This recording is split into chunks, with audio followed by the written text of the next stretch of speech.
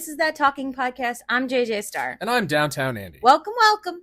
We're here to talk and bring a little civil discourse to an otherwise discordant world. How are you doing? I'm full of shit right now. You're full of shit? I'm totally full of shit. The smile is fake. My attitude is fake. My cheerfulness is fake. I love the fact that I asked fake. if you were in a mood to record, and you said yes. Oh, I'm in a mood to record. I'm just not the right one. Not as happy as I not the one that I wanted you to be. Well, in. let's put it this way. At the time that people will be hearing this, we will probably be at my father's wake. We will, yeah. Probably. I don't think it would be very appropriate to be airing the episode from the funeral home, but we're not going to do that. Stranger things have happened. We're not going to do that. Before we get what? To answer your question, yeah. It's been a rough couple of days. Yes, it has. It's not going to get any easier from here on in. It might. That'd be nice. I'm hopeful. Yeah. You know, one unfettered and unburdened tends to feel a little lighter. 2 weeks ago, I had a safety deck of cards. Today, I have my safety stars and stripes. And God willing, you're actually going to be paying attention to the conversation. Oh, you know I will be. Appreciate. And in that same vein, we're going to get to the rules. I think we need to add a fourth rule for tonight. Why? Well, get to the main three, and then I'll list the fourth one off as we go. Okay. Nothing personal, no judgment, and don't be a dick. And no turkeys on the table. That rule has already been broken. Yes. Coming in from the garage just now, I let out a yelp of horror in finding... What kind of Yelp review? A 5-star, to be sure. To find a fucking wild turkey sitting on my patio table. Not a bottle of bourbon. No, an actual wild turkey, like a blah, blah, blah. So coming down off of that, I had something I wanted to talk about. Hit me, baby. It actually doesn't have anything to do with turkey on the table, although I guess to some degree it can. Done. Thank you. So the other day, I went for a wax. I hear her huffing up there. Yeah, she's on the bed probably messing up the blankets, and she's going to start yapping like, get your asses up here. No, you come down here. But so I went out for a little wax, did a little landscaping, and in being there, the girl who, you know, my esthetician, my typical esthetician, that's what they're called. She told me that she was leaving. And I was like, oh. The place you normally go to. Yeah. And I asked if she was going to another salon, and she said no. And I can appreciate it. You know, she said her wrists and hands are all fucked up from This wasn't working. another one of those situations where, like, they said, oh, you know, we're closing, and then didn't tell anyone till the last minute or didn't bring anybody on. They're not closing. Okay. She's leaving. You know what I'm talking about, though. Kind of? The place at the mall where everybody was told, like, on the last day that it was their last day. No. Well, this place is just for waxing. It's just for removing things. And she told me, you know, I asked her very specifically. I was like, "Are you going to another salon?" And she was like, "No, you know, I'm moving on. And she's going to be doing, you know, a whole other thing." I just realized that the air conditioner is still on. We're back. So she's leaving the industry. She's no longer going to altogether. She's moving on to a new job and everything like that. Greener pastures. Yep. And is that a waxing joke? Is it? Is it?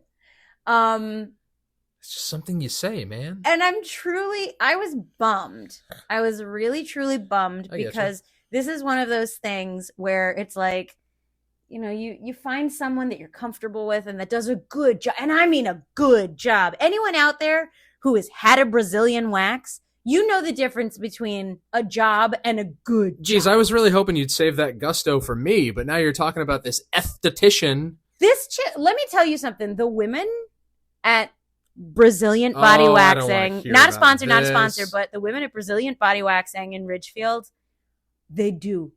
Chef's kiss. Didn't I go with you one time? It was right before we went to go see Giovanni. You did, yeah. Because literally, like, I mean, that's the fact of the matter is that not everybody, and I've gotten waxed at many a salon over the years and everything, but not everybody will pluck the little baby hairs that are still growing out of your butthole. Okay, they won't do it. They do a pristine job, and I have traveled. I have made the drive because there are places much closer that will do it. The place we go to get pedicures will do it. But like, this is... They'll pluck your butthole? No, they'll do a Brazilian wax. Where would they even do it? They have back rooms. They don't do it like out in the floor. That's where they're back? Oh, yeah, that okay. hallway Yeah. that leads back there. Oh, I just yeah. thought that's where their break room was. There probably is a break room back there too, but I'm sure there's a waxing room. And I you know, think they do the facials and room stuff. for like the box TV with the rabbit ear antennas and the yeah, terrible stench of talcum powder and Newport cigarettes. exactly. God. So, you know, I That mean, takes me back. I have made the travel to be able to see this woman, and I am upset about the fact that she is leaving and has left me no other alternative but to go to someone else. Not necessarily go somewhere else. So she's out completely. She's out completely. I went on Saturday and her last day is tomorrow. Is she taking another job? Is she Yeah, she's already taken another job. doing what? Working from home. She's doing like data entry or something. So you can't like go to her house and get waxing done? No. She can't come here? No. Not unless you feel like buying a whole apparatus so that she can come and wax my butthole She doesn't in have her free time. She doesn't have that shit like on hand like No, that's not how it works. did in Californication. Yeah, that's not how Marcy it was a works. traveling esthetician. Okay. Pamela Adlon, your spirit animal. Can I bring up All right, go ahead. the guts of the subject at hand? Sorry. There are situations where I have considered, I have considered whether or not life would continue. Life would find a way. Jesus. Stop it. Where life would continue, right? If certain service people were to leave me. For example, I have hoped and prayed and hoped against hope for a very long time now that my primary care doctor will not retire. Yeah. And I know, and he has threatened to on many an occasion. And he's going to. And he's going to eventually. And then I will be left holding the bag of finding a new doctor that I trust to this degree. Same thing with my gynecologist, Mm-hmm. right? Bad, Dr. Katz. And like, do you have anything in your life like that? Like, you've experienced the loss of service people. You remember how upset I was when I lost my dental hygienist and dentist. Yeah, that's true. Because that's true. They would say every single visit, we've known you since before you were born. Yeah. We've known you since your mother was pregnant with you. Since you was a bean, an itty bitty bean. And it was the hardest fucking thing in the world to let that go because honestly, this woman was like a second mother to me. Like, she was so calm and sweet and caring, and she would always spend every single visit, like every, cleaning, asking me about my life as if I could answer her while she's got tools in my mouth. With her hands in your mouth? Yeah. Like, Gail, how am I supposed to answer you when you're picking away at my teeth? Yeah. And I always felt bad that I didn't ask her about her personal life nearly as much because, again, we saw each other twice a year. Twice a year. And Dr. Weir, I love the guy. I love him. Like, he used to give me sheet music to practice. Yeah. He's like, go home and learn this and learn it for next time you come. And he would always be like, you want Novocaine? I'm like, Doc, you know what you're doing. Just get it over with. I was really bummed because they were practicing for at least 40 years, I would think. And then they retired, and that was it. They closed the practice, or I don't know if they closed. I think they just retired, and like some other people took it over. Yeah. But that was tough. That was like my dad, who they used to take us to Queens every 2 years to see the optometrist, who he'd seen since he in Queens. In Queens. Holy crap! Who he had seen since he was a kid. So he'd been seeing her for like 50 years up until she retired. Yeah. That's a long way to go for an optometrist. But that's just it. If you know this person for 50 years, you're not going to go anywhere else. If you know this person for 20 years, you're not going to go anywhere else. Listen, it was a big deal when I moved out here and had to move away from the vet that we were going to. Yeah, I know. And I still drove back there Mm-hmm. for 2.5 years. I should say it made sense, though, because my grandmother lived around the corner. So it's like, we're not just going to the optometrist, we're going to visit grandma. Okay, too. that makes a little bit more sense. But at the same time, schedule those visits around it the was same convenient time. that the office and grandma's house were so close. But again, like, if you, Like, if I had that kind of rapport with somebody, I wouldn't go anywhere else. I'd make that trek. Like, that's just it. Like, my doctors are an hour away. I make that trek and now. I do it. How many times do I tell you I hate having to drive to Stratford every other Tuesday? But that's where we practice. And I've known James most of my life. I'm not going to... Yeah, but it's not like you're going to... It's that feels a little different because you're not going to be... That. You're not going to be like, well, I need to find a band that's closer. I need to find a better... Well, I mean, I was teased a little bit. I need to be in a band that lives closer. Well, that's just it. Tom used to live down the street. Yeah, but when Tom moved away, you didn't stop being in the band. No, we started commuting to Torrington. Exactly. And, James used to live in Woodbury or Southbury or whatever, and then moved to Stratford. And it's just like, I gotta go. When the diner over here closed, right? When the diner over here closed, we didn't say, oh, we gotta go find it somewhere else. We gotta drive an hour to go to Eveready and everything. We just went somewhere else to eat. All right. Well, we're comparing apples and oranges now because we're talking doctors versus, But not just doctors. Well, why is this on your mind? Because it makes me think about that. It makes me think about, that like the idea that, you put your trust in someone and everything. And part of in the enjoyment of the experience, I mean, getting your bush waxed is not fun, but, being with someone who understands that it's not fun makes it a little easier. I mean, like, I watched as my parents built up rapport with so many different people and professionals and businesses within our hometown over the years. And I always wanted to have that myself. Like, nothing against the people they built rapport with, but I always wanted to do it myself with people in the town I lived in. So over the years, I tried to build a rapport with my primary care physician, with the people at the local diner, with whoever else I may have to go to, the people who took care of my car, but honestly, I think it was it was probably a combination of my own stubbornness and getting in my own way and, things beyond my control changing that just kind of like gave way to it not remaining a thing. Because like the guy who used to take care of me at, Toyota left one day. Yeah. And, we built up a real good rapport over... And the service is now trash. Yeah. And it had been going downhill for a while. A lot of people that worked at the local diner when I first moved here, gone.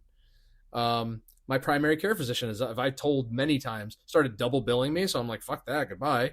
And I haven't found a decent one since. So you've dipped out on a lot of these experiences. It's kind of hard, especially when you have a bad experience. Or a less than, pleasant one. Do you have anyone left that you are worried about the day when they are no longer accessible for that service? I'm looking right at her. Me? Well, I'm always going to be accessible. You provide me you got a golden ticket, baby. Wonderful wifely service, and the day that you cease to exist is going to be very difficult for me. Well, first of all, I like to believe that I provide several delightful wifely services. You certainly do. Thanks. And second of all, I have no doubt that I will probably outlive you. Probably. So you'll never have to go without me. All you have to do is once you're on the other side, wait for me. Thank you. But yeah, no, I got to thinking about that, and it's like, there are places when I lived in Carmel that, I refused to go anywhere else, like to get my car serviced. And, where I would, there were delivery people that I counted on and everything like that. And it's just like, I don't know what to, I feel torn now because it's like, well, now that she's not there, do I go somewhere else? Well, sometimes you have to, because like, for example, when Shorty was still alive, I kept taking her to the vet that she had seen from the time we got her. Right. And that man was terrible. Absolutely terrible. Charged us for a bunch of things she didn't need, gave her medications for conditions she didn't have, and just went on. And we were torturing her. And then, because of the nature of the relationship between my father and I, it was like, okay, I feel like I need his permission before I get the second opinion that I've been pushing for. But because of how stubborn we all are, I knew he was never going to go for it. So I just went and did it one day. Yeah. And sure as shit, the vet that we brought her to, that we now take Sadie to, that I took Shorty to until she passed, said, there's no tumor. We did 4 tests. There's no tumor. She doesn't need these shots. She doesn't need these medications. Put her on different food. She's a completely different dog. Yeah. And then I was still looked at kind of like I was, nuts. Like, why would you go and do that? I'm like, I prolonged her life. Yes. And you did a good job. You know, but I mean, when you talk about this, like, you and I are kind of in that same boat because, I mean, think about it. Now you're not at work anymore. We were supposed to do an episode about that. Yeah. And I'm in a position where people kind of count on seeing me every day because once a part of your routine is not a routine, it's not, consistent anymore, it affects people's lives. Now, that's an interesting point, I think, that you brought up. You're actually on the other side of that because you have changed in the course of our relationship. You've changed routes at work. What, twice? Twice, yeah. Twice. And in so doing, you have customers who no longer see you. Yeah. I have dogs that no longer see me. And I think about that too. I'm kind of on the other side of that because now I don't necessarily see pieces. But I mean, he lives down the road, so I mean, I could just encounter him in the wild. You know what I miss terribly? I miss the older customers, the one that just want to shoot the shit, that just want to talk about motorcycles and guitars and things in town. Do you think they do that with their new carrier? I'm sure they do, but again, like, there are certain people that I started to build a rapport with that I would even tell them, I'm like, I look forward to seeing you every day. Yeah. I don't have as many people. Like, I have more dogs than I do people now on the route that I'm on. You do have a lot of dogs. I had built a rapport with the dog at the insurance agency on my last route. I was thinking about that too. I loved that dog. Yeah. And I miss that dog, and I miss certain people from routes. And here's a dog to fill the void. Aww. She's come to fill the void. Good. You love this rug, don't you? She does. This is her spot now. But, now I'm sure there's people who probably looked forward to seeing you at your job if they saw you, when you weren't locked in the Not vault. a lot of people. I mean, honestly, not a lot of people saw me. But you also weren't always, the dungeon master. Well, I kind of was because I was never on the floor. At all? No, I was there. Not even in the beginning? So I was there tangent right now. But I was there for almost 2.5 years. Mm-hmm. When I first applied in October of 22, I applied to be a receptionist. Okay. And I would have gotten that job, except I told them that I had surgery scheduled for December and I was going to need some time off. And they were like, I don't think that's a good idea. Let us know when you're recovered and we'll see what we have available at that point. So when I reapplied, I sent in my resume and the girl that originally interviewed me was no longer there. But she was like, I'm going to make sure to just send your resume to the new, manager there. And I'm like, okay, thank you. And this chick interviewed me without me even applying. So I thought I was interviewing for a receptionist job. She's like, oh, no, actually, we have an associate's job. So basically you would be training to sell once we launch for recreational. So originally when I was hired by the dispensary, I was hired essentially to be a cashier. Yeah. And because there were 2 full months between me getting hired and the launch of adult use at that store in Connecticut, in those 2 months, I had nothing to do because I wasn't a technician and I wasn't permitted to make medical sales or anything like that. So it was just a lot of training and a lot of, busy work. Oh, just I remember those days very well. And in that time, I essentially took my shifts to learn the needs of the pharmacists. And I developed a system that would then make the most sense and be the biggest benefit to the idea of doing adult use sales and this, that, and the other thing. And I was asking questions and I took it upon myself to actually develop the procedure for making adult use sales in that particular dispensary, as well as the inventory maintenance between 2 separate floors, because all of the other locations didn't do it that way. They had already started and they didn't do it that way because they only have 1 room to sell out of.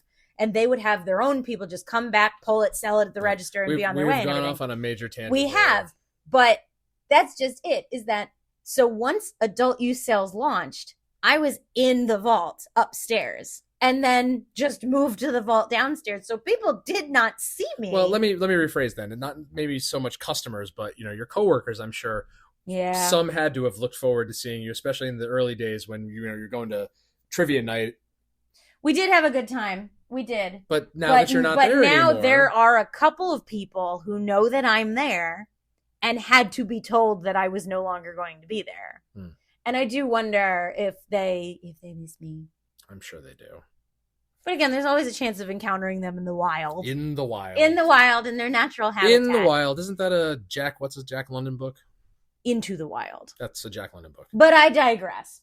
So, do you have any you always have to conjure Rhodey when we're doing never mind. He is within my spirit. He's tapping into me to speak to you. To you. Do you have anyone that you worry about the day when they're no longer there to service you? It's a weird thing. I think I just finished telling you. But that's just it, is that it seems like one of those things that should be very frivolous.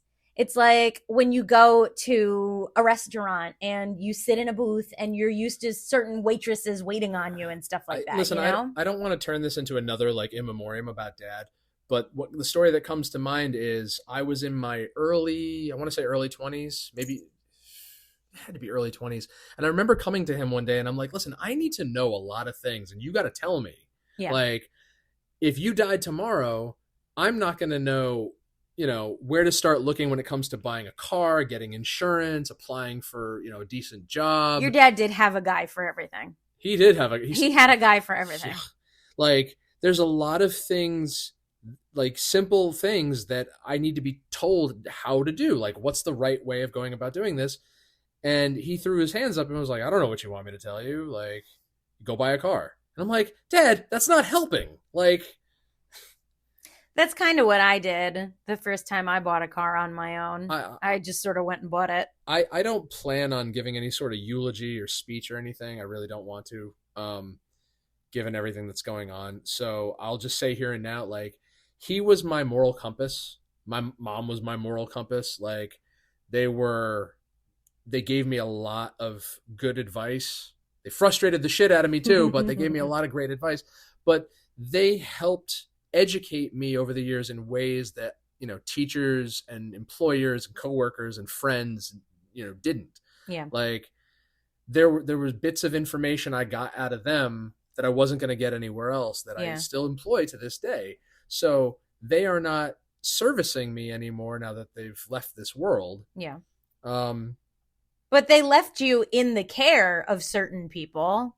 They left you, it's like if your dad had a guy and you went to that guy, then that became your guy. See, he couldn't comprehend why I wouldn't want to take advantage of that. It's like, don't you, and you made a good point when you said the other day, he did and said all these things, I guess, to get me ready for when he wasn't here. But like, I wanted to be able to do things I used to have to tell my mother all the time. I'm like, I don't need help. I don't need assistance. Yeah. Like, I want to be able to be self-sufficient. Not that I know what you're trying to do, but if you die tomorrow, I'm not going to be as self-sufficient. I'm not going to be able to take care of myself because I grew up around so many people who didn't get from their parents what I got from mine. And I always felt like it wasn't fair. I'm just like, I get ostracized because I have so much and they don't have the same things that I have. They don't have the same guidance or relationship with their families or the same, like their parents don't, financially provide for them like mine provide for me. I felt very fortunate and lucky and, but I always wanted to prove myself. Yeah. So, I mean, that's what comes to mind. As far as like, professionals that you develop relationships with, I can't think of anybody off the top of my head other than the dentist, but like, I mean, that was the biggest one because that was the longest one. Yeah. It's like, don't retire. And I wholeheartedly mean it when I say like, yeah, he would give Novocaine every so often, like depending on what he was doing, but I would usually say no because didn't need it. He was that gentle. Aww. He was that gentle with a drill. I don't know if at this point there's a bunny rabbit taking a bath outside. I thought you were gonna say he's taking a shit. No, he's taking a bath. Focus. A little bunny bath. Focus. Yeah. I don't know at this point if there's anyone else that I don't want, like I would feel lost without. Like I feel like I now have somewhere around 2 months to find a new esthetician before I go off the deep end. Like, I remember That's about how much regrowth I can handle. I remember feeling the same about a lot of coworkers. Like in the I will have been in the postal service 7 years next month. Yeah. And in just that time, so many people in my office, from carriers to management to custodians to other, rural carriers, clerks, temporaries, like, seasonal hires. So many people have come and gone in that time. It almost feels like it's too many to count, to remember. Like it's getting harder to remember. Yeah. That's how many there's been. But because of that, like, there are certain people I don't get to see every day that I used to look forward to seeing. And there's people that are now close to retirement that once they're gone, I'm going to miss seeing every day. The same way that there are people on my route who say to me, like, "Oh, this has been your route. Like, this is going to be, you're sticking around, right?" Like, we look out for you. We can hear your tires screeching a mile away. Like, because the last guy was, whatever. Yeah. The last guy wasn't bad. It's just that, and the guy before, the time between when the last guy left and I took over, there were a bunch of assistants that did it, like, sporadically. Yeah. So there was no consistency and everybody's mail got all fucked up. I think I equate it in a degree to, like, when I was a kid and, like, a friend would move away. Like, it didn't happen a lot, but it definitely happened. Like, there are kids that I remember being in, like, first grade with who definitely did not exist after, like, second grade. Like, then I just, they must have moved away or something. Because for some reason they would switch up the classes. Like, I remember going from second to third grade, and then, like, some kids stayed in my class and then others got moved into another one and others from other ones came into ours. Like, was that weird to you? Yeah. Really? Like, we knew most of the kids because we would see each other at, like, recess and lunch and stuff like that. But as the years went on, the classes would, it would almost be like a shakeup. Like, they get changed. Like, some kids would move over to another one and others would come into ours. And it's just like, why couldn't you just keep us all together? I thought that was just the thing that they did. It is the thing that they did. I still don't understand why. That's what they did to us. It's like they wouldn't take you from the bus to the classroom and then move you up the grades and everything, just, based on your little group there. But when I switched schools in 8th grade, I left everybody behind. Yeah. You went back to them for high school, right? I did. At the time, I didn't think about the friends I was leaving. I was only focused on the people I was getting away from. Yeah. The ones who really gave me a hard time. Yeah. Thankfully, I wasn't attached to my teachers at the time. Yeah. I think about that. That's probably one that, sort of stuck with me, was that when I graduated from high school, I was very attached to a certain number of my teachers on a personal level, on almost like a friend's level. Like, several of my teachers from high school were invited to my first wedding. And so was my first grade teacher, actually. She was invited to my wedding. She was invited to our wedding also. She just didn't come. But, like, eventually some of them either moved on or they retired. A couple of them definitely retired. I'm pretty sure one of them died, unfortunately. But I think about that and I'm just like, now, like, I always knew that they were going to be at the school if I ever wanted to go see them again. And now they're just gone. Like, we've lost track of each other and they're just gone. So it's like now there are these people missing from my life. It's not exactly the same, but it's the same kind of loss to a degree, because it's just like, now there's a blip where, there's a gap in the pattern here and everything. Like, what do I do now? Like, who do I go see? I remember building rapport with a lot of my college professors once I figured out what I wanted to major in. And a lot of these guys were cops and lawyers or both.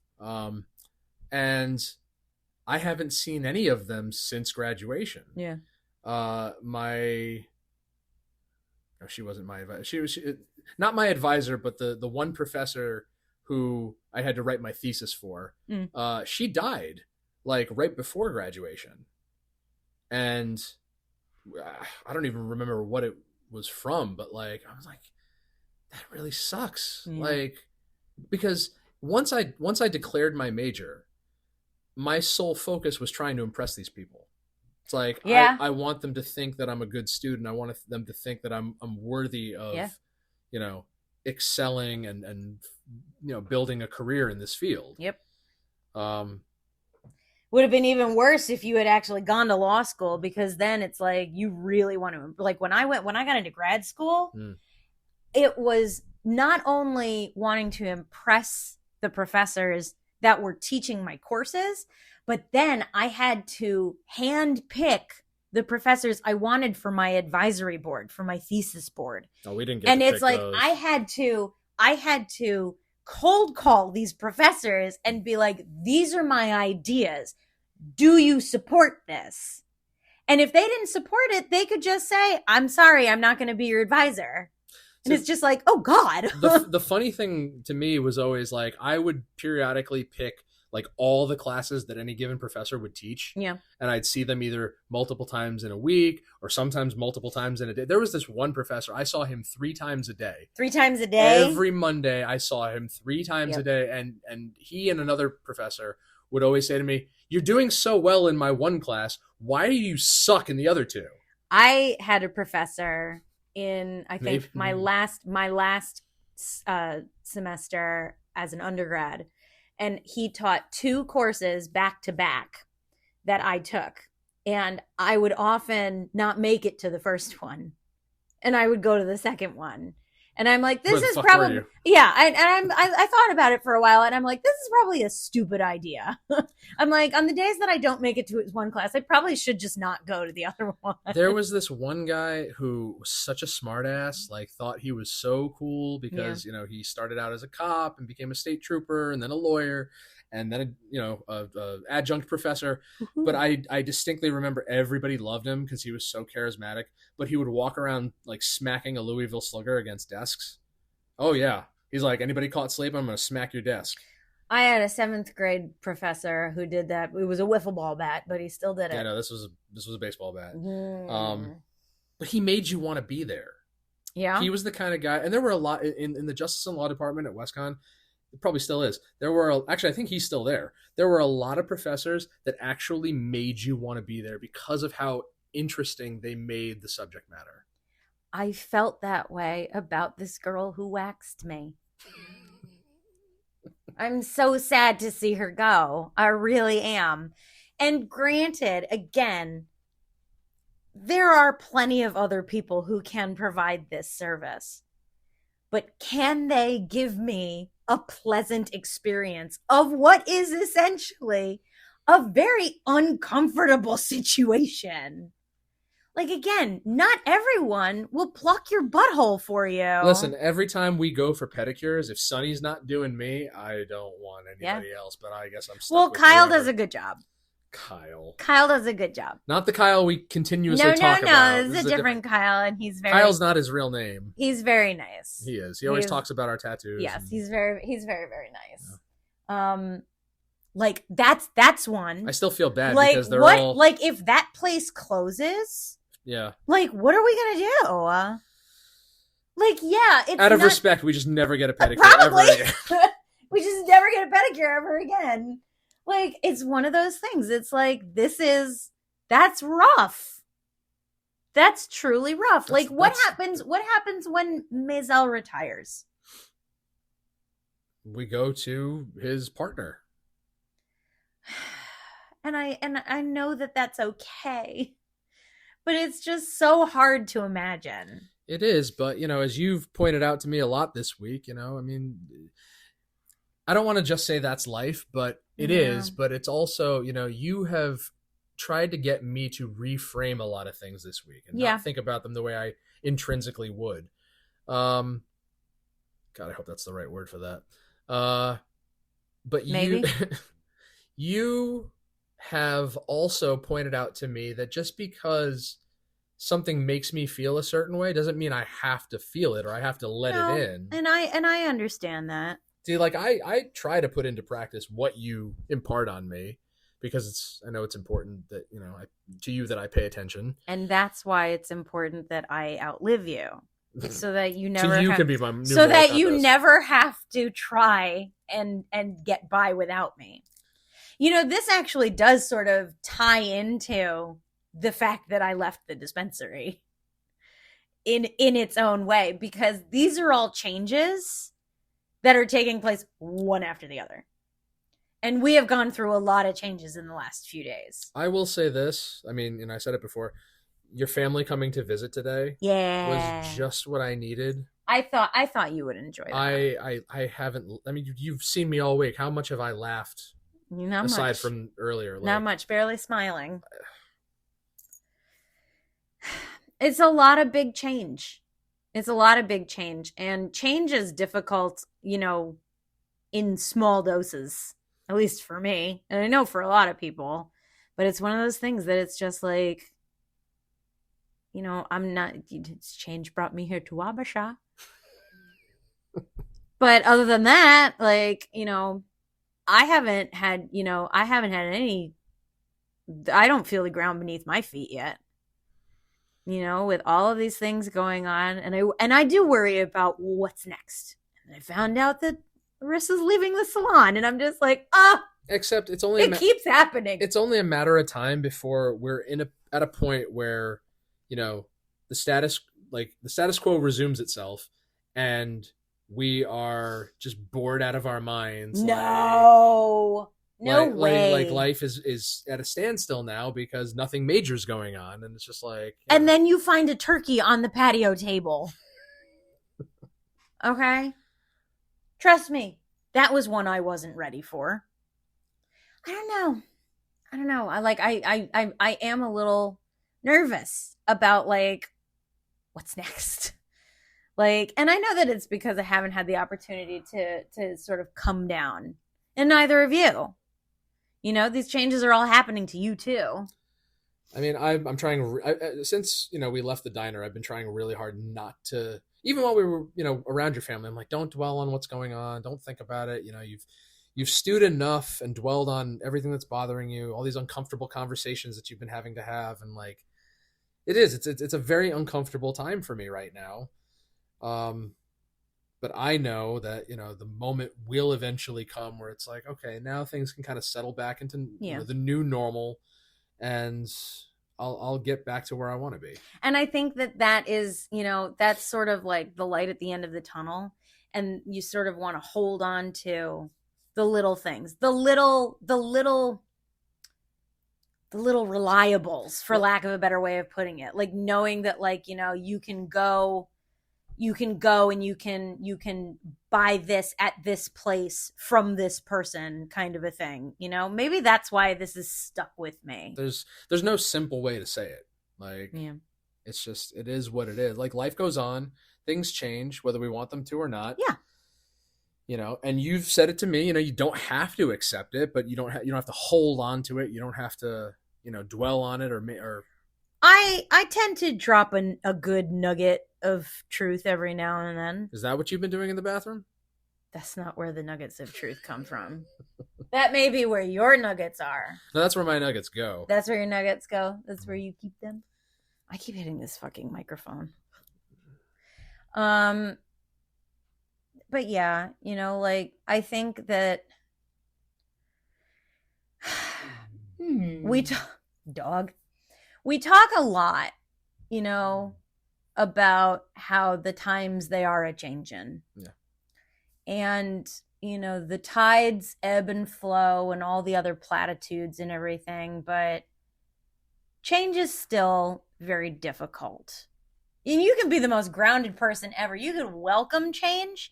I dare you to say it doesn't shake you, though. The change I experienced right before we started dating, I mean, that was equally as difficult. That was right up there with everything I'm going through right now because my whole world changed. Yeah. And it's just like, once I got a taste of you, it's like, I'm not letting you go now. My. No, I mean, in all seriousness, it was just like, I had such a wonderful time getting reacquainted with you and spending, it's like, why would I not want to spend more time with you? Well, So that's why I said back then, you know, I'm like, when do I get to see you again?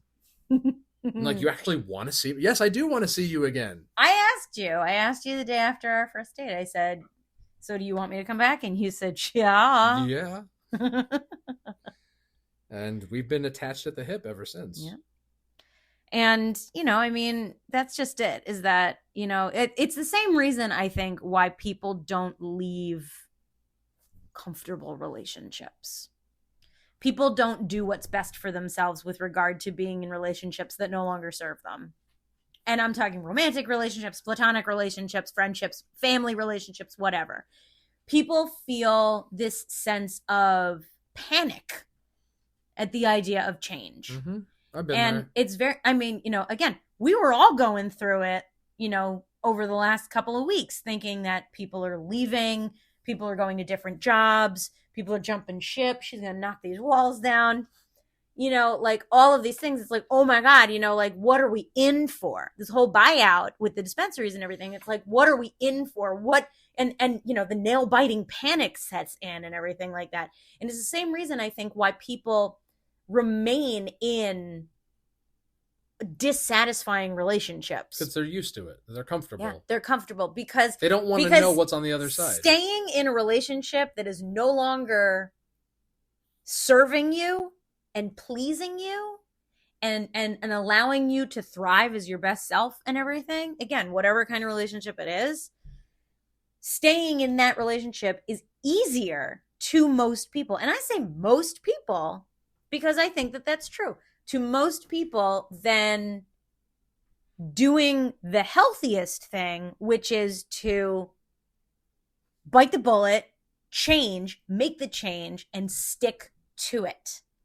And that's why I have a problem with people who are constantly stalking their exes on social media, is because the answer is move the fuck on. But we've all done that. But that's just it. It's the same fucking thing. You know as well as I do that when somebody is genuinely ready to take the step towards that change, they will. When they really are ready to say enough is enough, I mean, otherwise I wouldn't have been ready for us. Like, I gave my ex way more time than she deserved, way more attention than any other human being I know would have. You know, because I wasn't about to throw away on a whim, like, you know, all the history that we had in the relationship and out of it. But she flat out abused me. Well, that's the same kind of along the same lines of what we were talking about a couple of weeks ago, that, you know, the idea that the amount of history that you have with someone cannot always be the determining factor for what, and same you know, thing, for what, you know, for what keeps you. I think that change, though, is difficult on a lot of scales. I think that change is necessary because that's what makes time move, obviously. But I still think that it stinks. I still don't like, I mean, you know, like I'm an eternal optimist, and I will always be looking forward to, you know, the next half full glass and everything. But the fact of the matter is that change stinks. Change is the worst. And, you know, I don't know. I worry a little bit about what's next because so many things have changed in a very short period of time. Yeah, but you have to remember that, you know, certain things would never happen. Certain things that you may enjoy would not happen if, you know, certain doors wouldn't open if certain other ones didn't close. That's true. I will admit that. See, I really wish that people would stop talking in metaphors like that. Just speak in plain layman's terms. Like, enough with the analogies and the wordplay and everything. It's just like, just say what it really is. The pandemic scared the crap out of me. Okay, because it was literally coinciding with my immune system getting more and more fucked up. So I was glad to quarantine because everything terrified me at that point. I was very scared. At the same time, thanks to the pandemic, my job was completely undoable. Everything in the entertainment industry was shut down. All live entertainment was gone. Flights were canceled, et cetera, et cetera. All of these things, right? And that was a change that I was not prepared for on a massive scale. Sounds so nice, but like, I guess I should be grateful my job was still in. I gotta tell you though, nothing on the other side of that, nothing could have been better. Nothing could have been better. I am glad that everything worked out the way that it did because I was able to, in full confidence, walk away from that job. A job that was physically destroying me. And sending you to Miami. Yes, to get shot at and stampeded. Thanks a lot, Miami. But that's just it, is that all of these changes, all these changes, I think you're able to sort of find the good in it. You can find the light at the end of the tunnel because there is a light at the end of the tunnel. You know, it's nicer when the tunnels are shorter because the light is a lot closer. When you talk about that, I know you said, by the way, sorry about the metaphor. I know you just said stop talking in metaphors. It's habitual at this point, but it's just like when I think about that time in our lives, I look at it as, you know, the awful, awful period that ultimately led to how we got together. Because throughout, you know, the beginning of 2020 into the middle of 2021, you know, my relationship was on the rocks.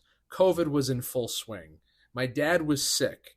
He was, you know, moving his house from his hospital bed. Yeah. Making really bad decisions in the process. Yeah. You know, my job was tough because of restrictions. Everyone was getting sick left and right. You know, there were so many things thrust upon me in that time that I was not properly coping with. Yeah.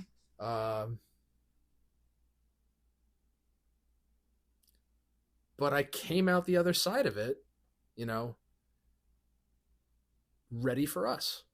And I filed for unemployment and took a vow of celibacy, which apparently both made my life a lot easier when it came to you and me getting together. And Jim died at the end of it. Yeah. Yep. Like. But he was the end and the beginning, because he was the beginning of us. He was the alpha and the omega? He was the alpha and the omega.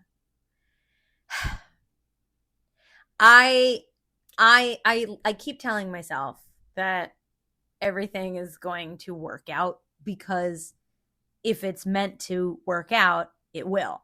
And everything is survivable. Everything is survivable. I have said that for years. And I do wholeheartedly believe it. I wish surviving, however, because I'm human, still wish surviving was easier. I think we all do. Yeah. Well, this was a good talk. It was. It went to a lot of places, but it went. It was a good didn't talk. Come back. No, I've been sort of looking for her because I've been expecting her to come back, but I think my shriek of panic seeing her on the table, I think sort of spooked her. Well, thank you, those of you out there in podcast land. Thank you for tuning into That Talking Podcast. Yes. Check out our socials. DT Andy and JJ Star with 2 R's. I can just lay back now since you're doing it all for me. Tax Collectors and Harlots on Facebook, Instagram, TikTok. We have a show coming up June 20th at Pine Loft Pizza in Berlin, Connecticut. Coat of Arms Tattoo. Love Hard Art. God, let's see. You only have to remember. Well, no, you have to remember the rules and all of this stuff. I have a few things that I can add. You ready for this? Let's see. If you go to our website, thattalkingpodcast.buzzsprout.com, you can now become a monthly supporter of this show. I knew I was missing something. You can go to our website and you can pledge as little as $3 a month. We'll give you a shout out. We might even send you some stuff, you know, all of these things, and it'll help us It'll help us keep your favorite podcast on the air for just a little while. You can sponsor a poor, starving podcaster in this house. There's 2 of them right here. There's a dog, too. For only Support the $3 a dog. month. She's so expensive. Do you remember those infomercials? Those awful ones where they show you the emaciated kids? Where you can sponsor a child for Fucking 7 terrible. cents a day? You know, my mother did that. Yeah? She did that with a lot of kids, yeah.